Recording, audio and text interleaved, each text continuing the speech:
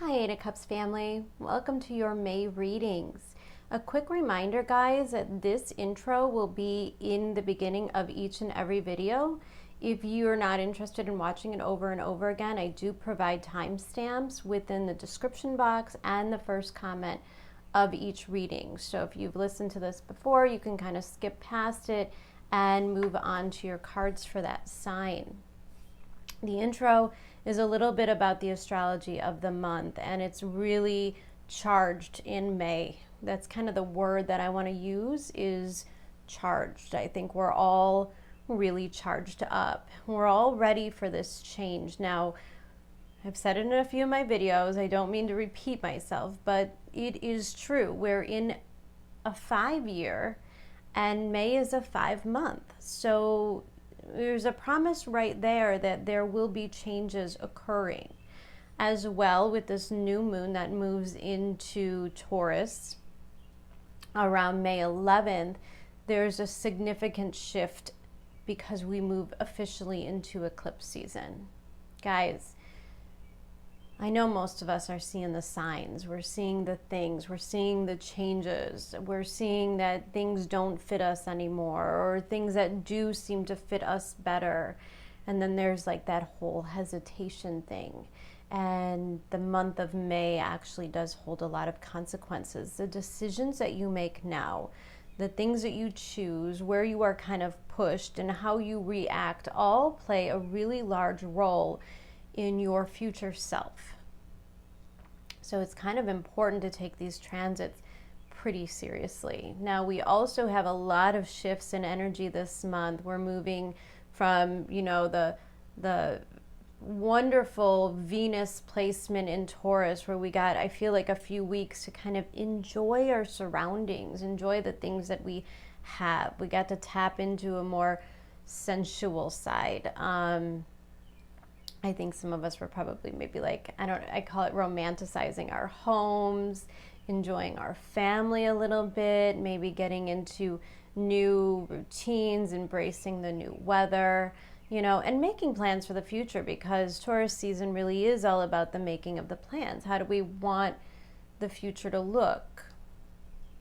It also played a big emphasis on our values, of course.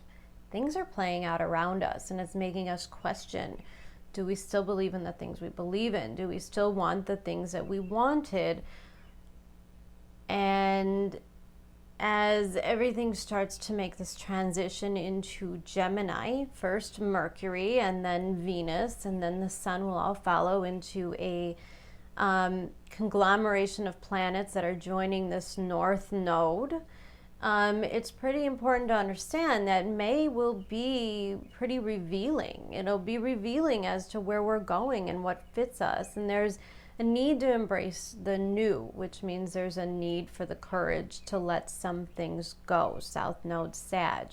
We're in eclipse season, guys. These nodes are super important. It's really important to know where they're falling in your chart, what areas of your life are being heavily affected by them. And probably the biggest news of the month is, and albeit a month full of eclipses, is the taste of Jupiter moving into Pisces. This is much different than Jupiter's energy in Aquarius. Jupiter tends to expand the energy. It makes it bigger, stronger. Jupiter moving into Pisces is going to have a very different feel.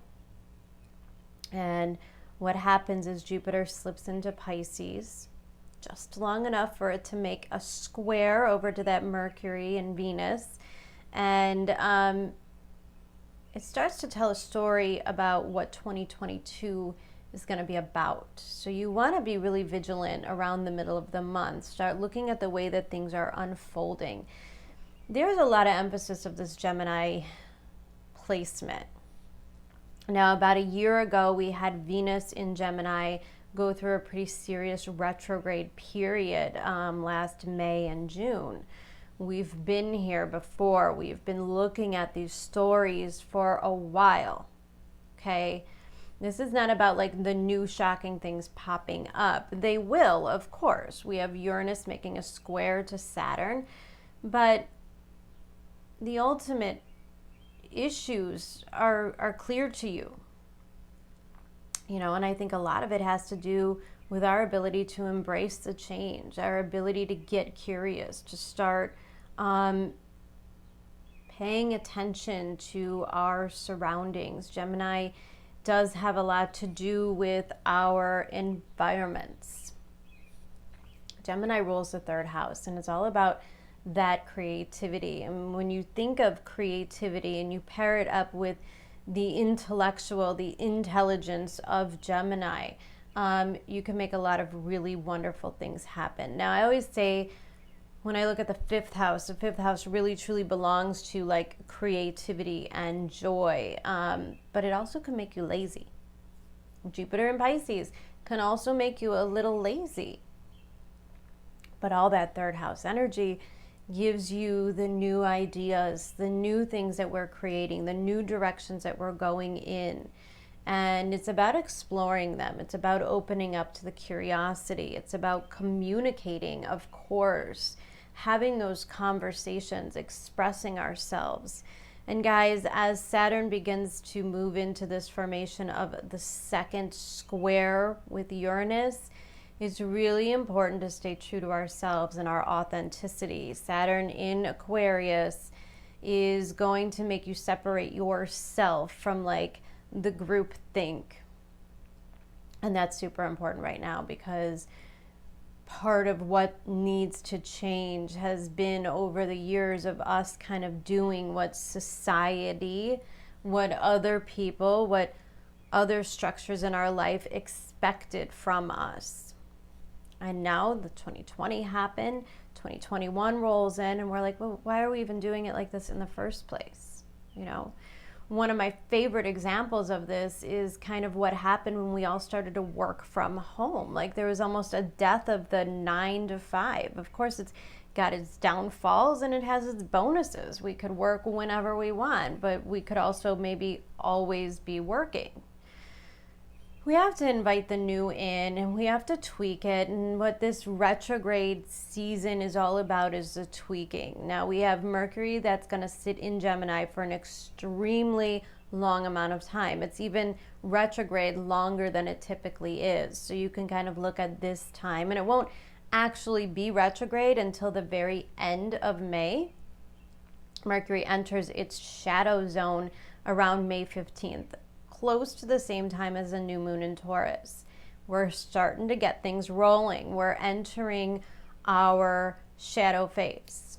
And I just want to tell everybody it's okay to make the changes. It's okay to proceed, because Mercury is going to give you a chance to perfect it, to make the adjustments. It's not like about the big commitments. It's about just trying it.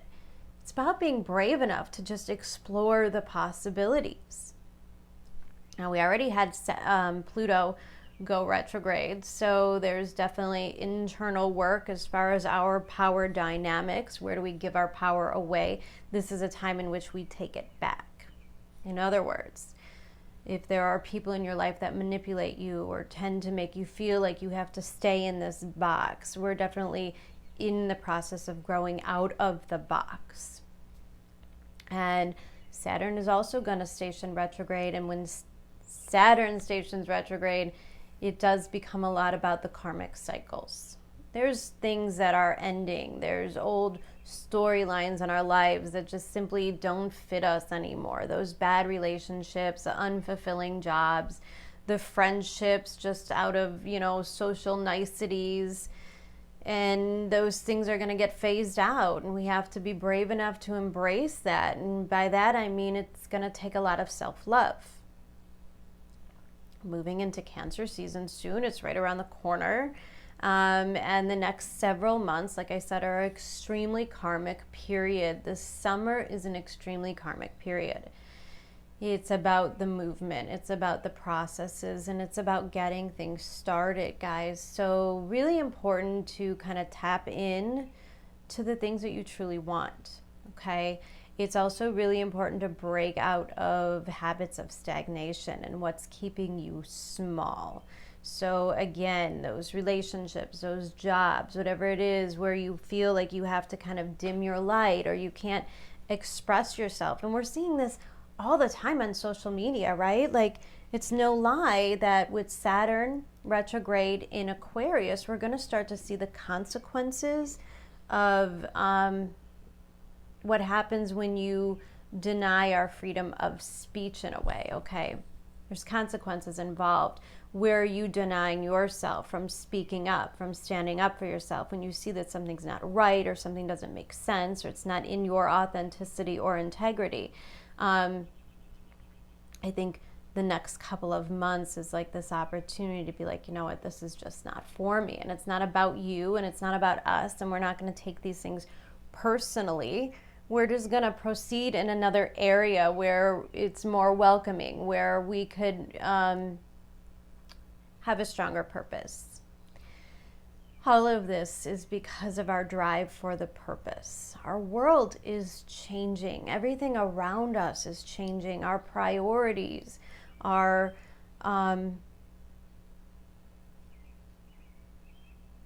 structures are changing. And so we have to start to realize what really matters to us and what are the things that we can release. You know, if you're miserable in a job, it may be the time in which, regardless of financial status or burdens, it may be time to take the risk. Relationships as well. If you're staying in relationships as a means of security or as a way to not be alone, you could probably expect those ideas to kind of dissolve right in front of you. And when we have Jupiter moving into Pisces, it is really all about the surrendering. It is really all about the dissolving. And in order to fully embrace it, you have to have faith. You have to have faith in the universe that we're all moving in the direction that is right for us. And it doesn't mean that other people are wrong. It just means that this is what's right for you. And of course, when we take that kind of attitude on, there's a lot of people in our lives that can resist this because they need us to be this certain way. And so this is where the friction of the Saturn-Uranus square comes in. And it's about, like, what are you accountable for and who are you accountable to and what really matters. So a lot of self-inspection, reflection that's been going on over the past several months, that kind of comes to the surface now. It starts to like really take place in the material realm. There is no doubt that people will start to make the big moves, make the job change, move environments, change your houses, change your states that you're living in, change your political associations. It's all about the changing to reflect who we are now. And if it doesn't come from an authentic place of integrity, you can expect a lot more bumps in the road. But if you're going towards something that is reflective of your greater purpose and your destiny, you will find it to be the path of least resistance. So pay attention, guys. I hope you enjoy your cards, and I do hope that you all have a wonderful, wonderful month, and I'll be back soon. Take care, guys. Bye.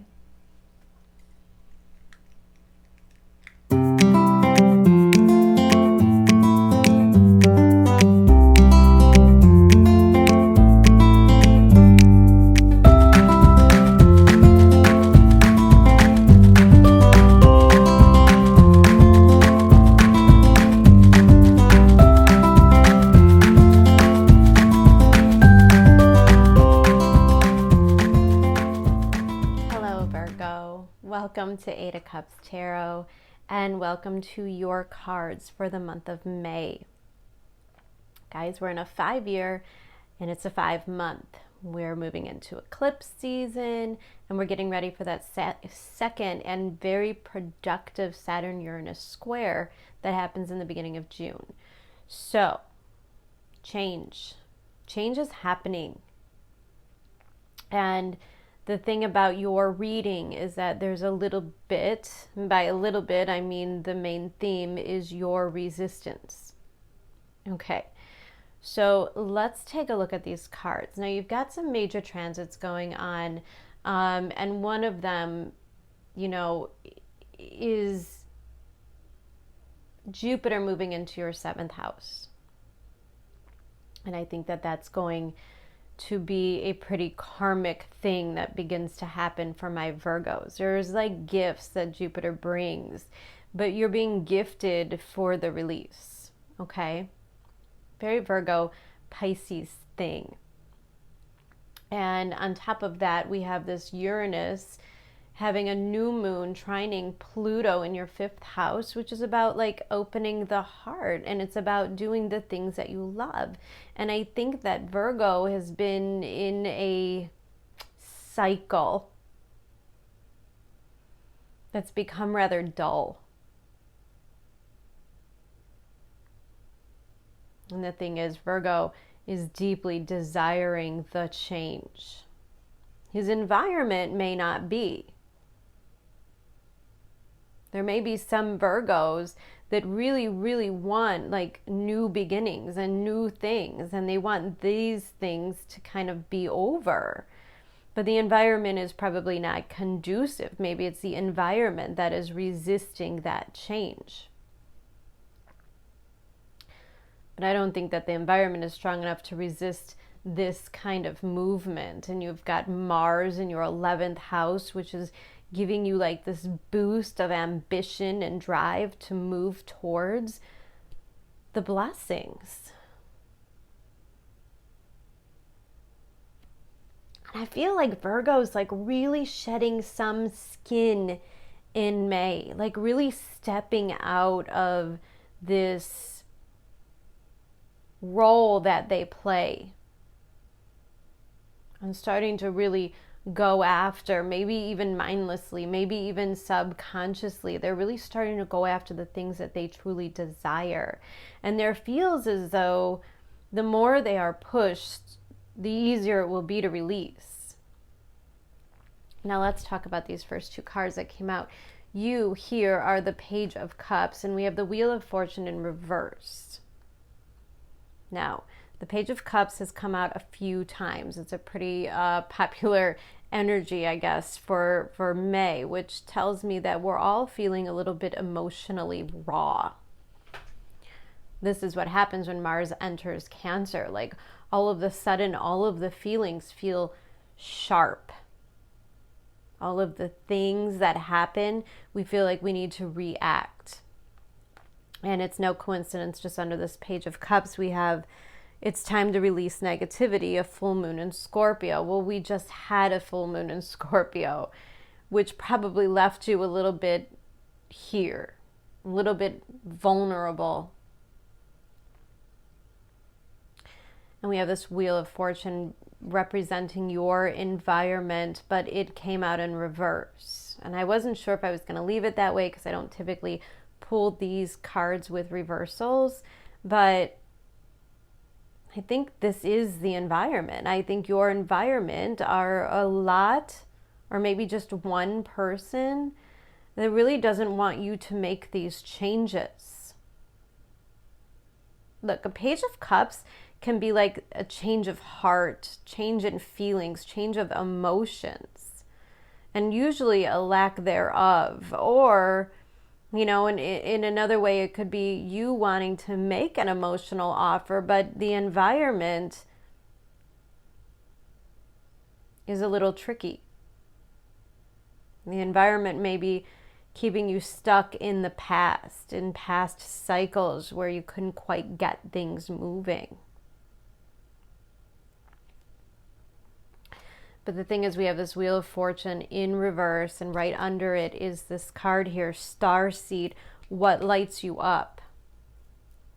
See, the environment that you're in is not what lights you up, Virgo. And it's very important. Like, we always make a joke about Virgos, like liking things neat and tidy, because their environment is so important to them, because they are Mercury ruled, which means they are natural manifesting agents. Mercury, their mind is very important. So if there's a lot of clutter in their environment, if there's a lot of stagnation in their environment, then it makes them very hard to focus and manifest on the things that they do need. That is why it is so crucial for an environment to be nourishing to a Virgo.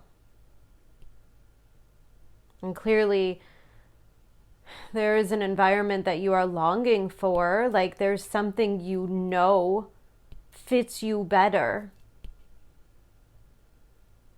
but it seems far away, right? But right here we have Jupiter right here. We have Jupiter moving into your 7th house. And I think if you're in a place where, you know, whether it's a work partnership or a relationship, I think that you know that this is not what is lighting you up, but you have a pretty good idea of what does. And there are simply toxic environments and toxic situations that make this seem so far away, so almost hopeless. Like that perfect relationship or that fulfilling job, like it's just like an ideal that's never really actually attainable. Like all those times we say, well, if only I could like do this for a living, I would be happy. I would be so happy doing that 24 hours a day. But it's typically not like the thing that you nourish in your day-to-day life because there's so many other things. 10 of Swords. So here we have the Temperance card, which is rooted down by the Wheel of Fortune and the Tower. And so this pretty much tells the entire story, is that Virgo is wanting change so badly. They want to leave their environment. They want to leave these structures. They want life to change. And the Temperance card and the Wheel of Fortune are two very controlled actions, right? Temperance card is a card of alchemy, like kind of just letting things kind of make their own energy. Observing, watching how things unfold and unravel. It's about the divine timing and patience. And the Wheel of Fortune isn't like a fast moving card. It's not like a card of action. It's just a card of change. And both cards, there's like this person like kind of directing it, kind of pulling it the way that it wants it to go. There's elements of control here, which tells me that whatever resistance is coming from yours or even yours and another's need to kind of control and go slow, you know. Virgo's like, okay, I know I need big change, but let's do this easy. You know, like Virgo, maybe you're like really, really good at something, but you're not really ready to show the world. Or you like, you know, the Virgo, the analysis paralysis thing where you're like so gifted at something, but yet you don't want to commit. You don't want to make that change. The Tower card, Uranus in your 9th house, change is inevitable. If you're going to do it this way, it's okay. Like it's totally fine, but you have to start moving. Like Temperance is like bouncing around the ideas, and the Wheel of Fortune is like really starting to like put the website together or go out on the dates or at least get your profile up, you know. And it's all about like allowing the momentum to begin. It's all about taking the first step, and the rest just kind of glides in. And if you're not willing, if you're really resisting, the universe is going to make it happen anyways. So there's at least a sense of preparing here. And we have the Temperance, and we have the 7 of Cups, and we have the King of Swords. There are things that feel confusing. Like there's no guarantees. There's nothing in writing, right? Like we all want that, okay, well, if we're going to leave this job, then I've got to know I've got like something else. And there's like a bunch of things that you can do, or there's like a bunch of people you could date. There's a whole bunch of options on how to do this. And that in itself is overwhelming. Oh, there's so much to think about. There's mixed signals. Like it's all a little cloudy here between this Temperance and this 7 of Cups. And it's very much about that whole Jupiter moving into Pisces.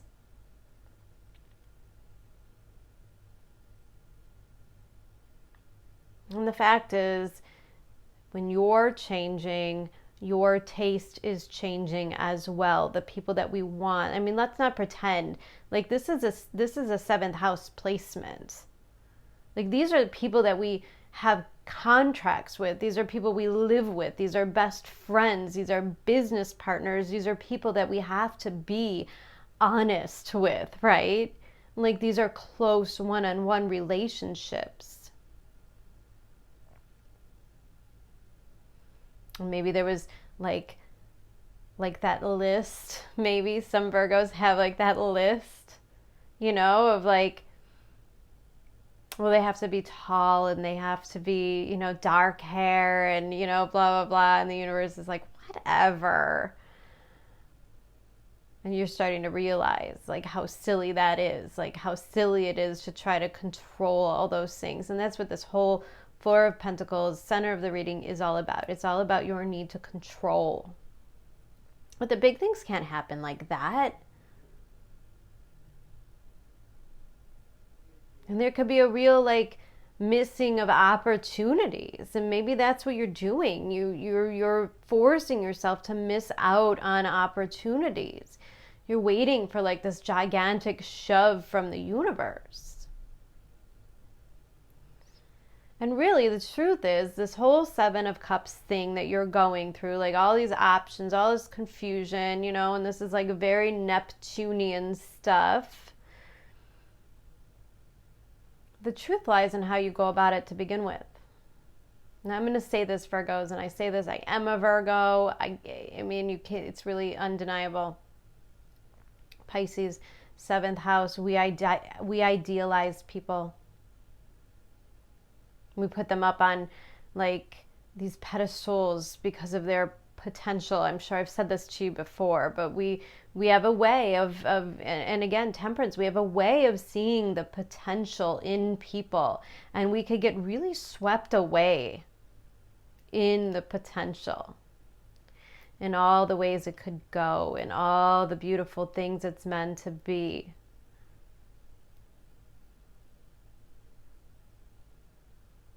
But you want to be careful that you're not slipping into old patterns. Okay? Wheel of Fortune, reversed, that's an old pattern. Sometimes that could be like that old ex that you keep going back to. Or that job that you keep going back to that sucks you back in, like you think you're getting out of it, and then you find yourself right back there, because it's like a comfort zone, you know. You don't know why I just got the message, like for some people, you know, maybe you don't want to date people that have children, and maybe the universe is kind of like, hey, you might want to expand, you know, that horizon a little bit, you know, because the Temperance can be very judgmental. Okay, it's a card of Sag. We've got Uranus in the 9th house. And like, these are all the ways that we could be really judgmental. Like, oh, I would never date anybody who did that. Or I would never date anybody who acted like that. And, you know, I'm not saying like lower your standards. That's absolutely not what I'm saying. Because the thing is, Virgos see the potential. So they also lower their standards. Yeah, but they can be this someday. Yeah, but they're not. You just keep falling for potential and you don't fall for the real thing. And I see this King of Swords. And this is like that energy of like, you know better. A King of Swords has like the ability to see the bigger picture. So when you start to lose control, when you stop trying to control how it's going to happen, finally the universe lets it happen. When you see the greater picture, when you know, the King of Swords has a plan. Like, he's not here. He's not dealing with this Seven of, like, there's clearly some stuff that you have to get over, some old habits. Okay, if you are wasting time and energy on overindulging. Okay, procrastination can also be the Seven of Cups. Like Virgo's over here having like these really big dreams, and I want and I wish and I could and blah, blah, blah. But meanwhile, like they're just a little bit stuck in the comfort zone. Maybe you have all these great ideas while you go home and have a couple glasses of wine every night, and then you realize that maybe you could have done some of those things that you keep putting on the list instead of having those couple glasses of wine.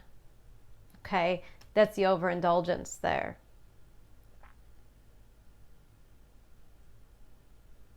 Maybe there's something that sparks your interest, but you're hell-bent on checking out all of the other options, and therefore you're kind of delaying this change. Because that's what I see this Tower card is, like maybe a person or a thing that comes in and kind of breaks you from this.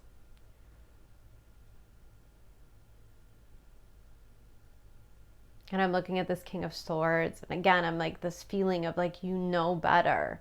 It's time to take action. It's time to start doing the things, like make the list, start changing.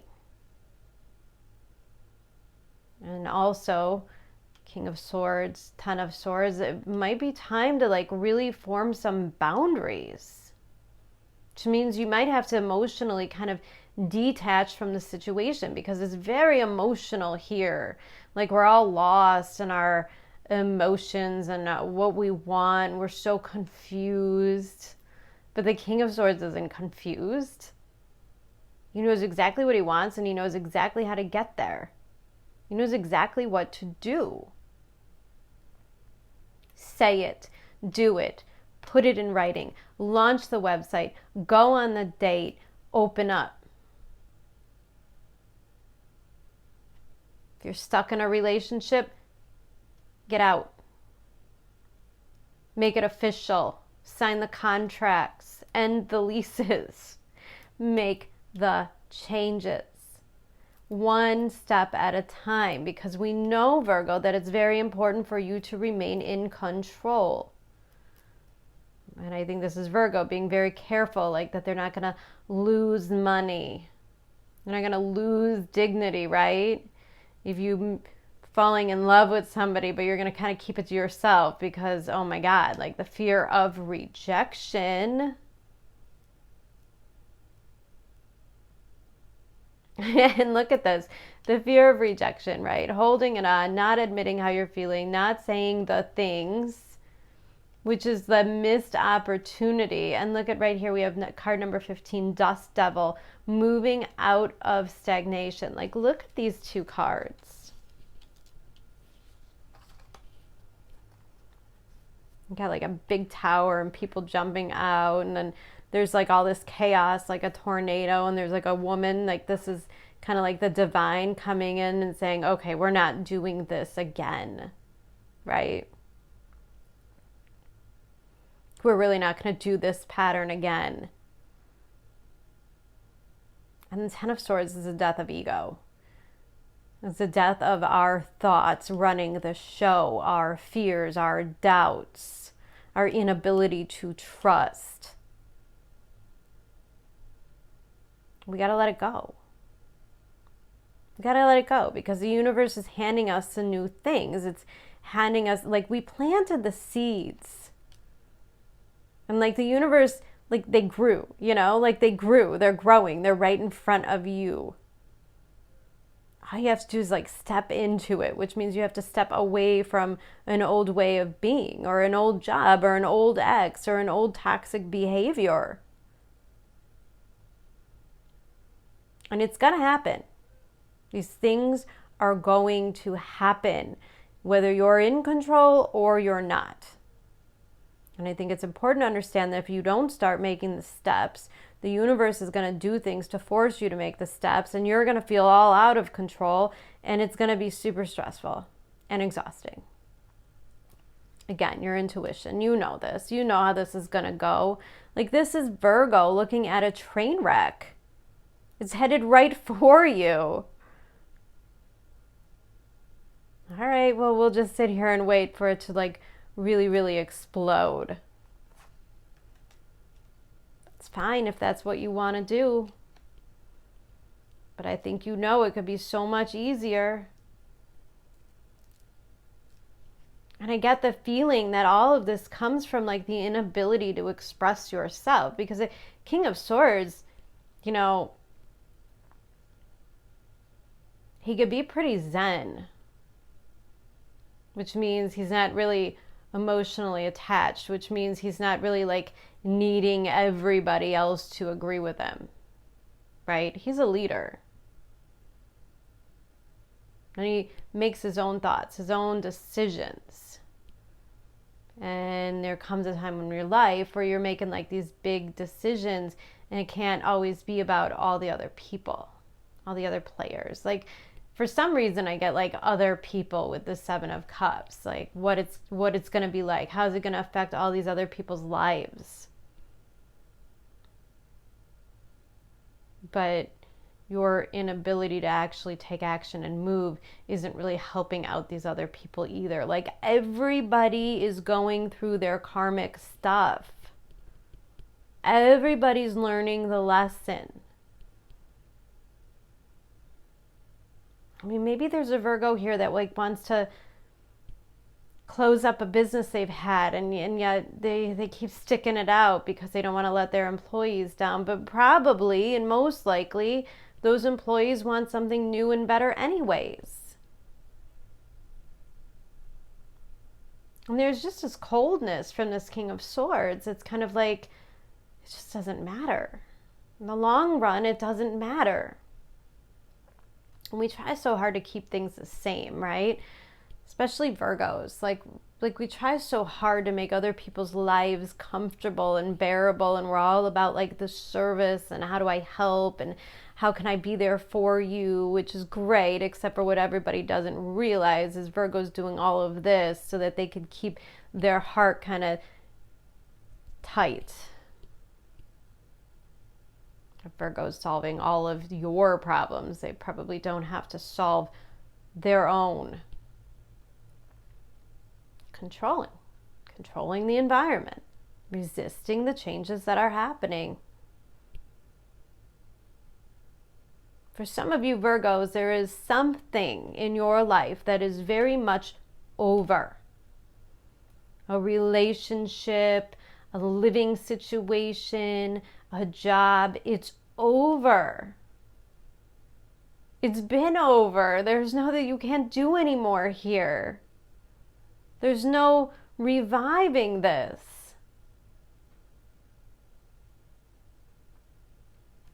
Are you still trying?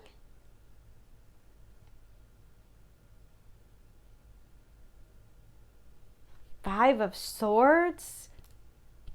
Again, it's about the ego. It's about the dignity.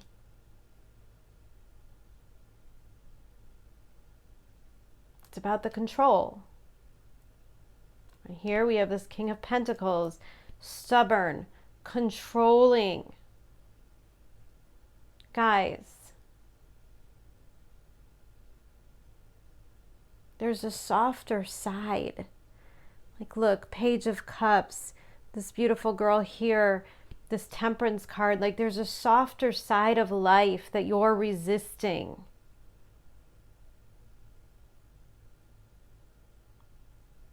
Yeah, it might feel emotionally tense. It might feel like there's some stuff that you have to sacrifice. It might feel like there's some people you might have to disappoint. There might be some dreams that you have to let go of. Some visions that you had for your future that are no longer available to you. You want to stay here and you want to keep trying, and I feel like the universe is showing you, right? Bottom of the deck, Two of Wands. You know there's other options, there's other things you want to do. There's a greater world out there. There's a greater existence that's much more abundant and nurturing and beautiful. So why would you stay here? Why would you stay here?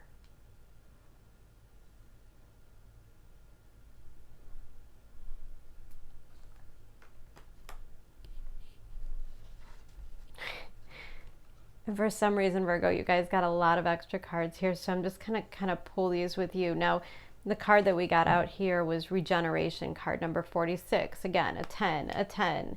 Like, things are ending. 10, 10. 1, 2, 3, 4 tens. There's a part of you that's over, and you have to let it go. And you have to trust that the universe will always rebuild. And that you can't carry the baggage and the disappointment. You can't carry that in. You can't expect to change, to do, like, if you're carrying around hurt from these old relationships and all the ways that people have disappointed you, you know, those things were a blessing. They are not baggage. You learned, you became wiser, you had wonderful experiences, and it is okay that things move on. It is okay that things die. Because then there is always a rebuilding, the regenerating from where and who you are now.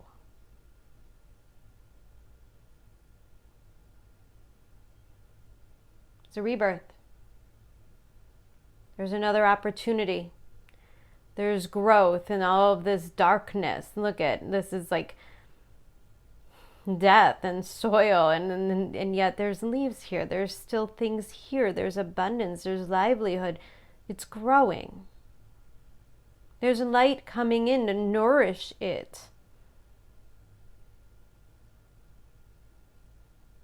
Virgo, there are things or something or someone coming into your life that lights you up. This lights you up.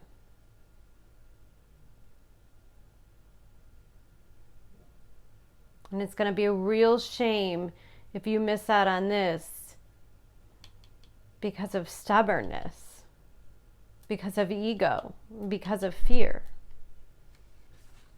And look, guys, I can't make it up. Just say yes. Transformation. Things are changing at a cellular level. There's deep healing. I think there's a part of you that's going to want to resist this. I think there may be a level of intensity to the things that are coming in now that's going to make you want to resist. And you shouldn't. Judgment, King of Cups. It's time to say yes. Time to say yes to real love, real connection, heart opening, emotionally supportive, spiritual kind of love. That really fulfilling spiritual kind of job. That thing that feels like it's what you're meant to do. That purpose that we have for being here.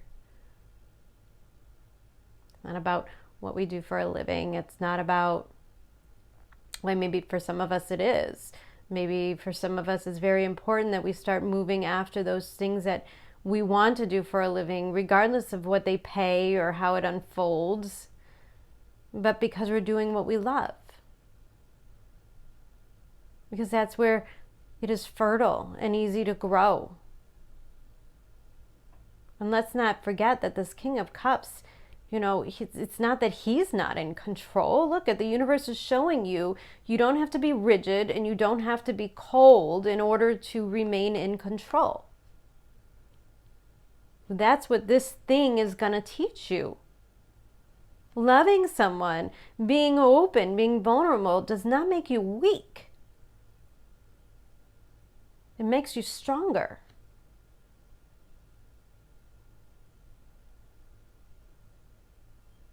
Yeah. Really amazing reading, Virgo. So amazing. Wow. Me as a Virgo myself. Yeah. Okay. So that's what I have for you this month, Virgo. I hope that May turns out to be a really beautiful month. Remember to not resist the changes, guys. Try not to dig your heels in your immutable sign. You could do this. You're okay. And you're so much wiser now. And it's from the divine, guys. It's a gift. Jupiter and Pisces, it's your gift.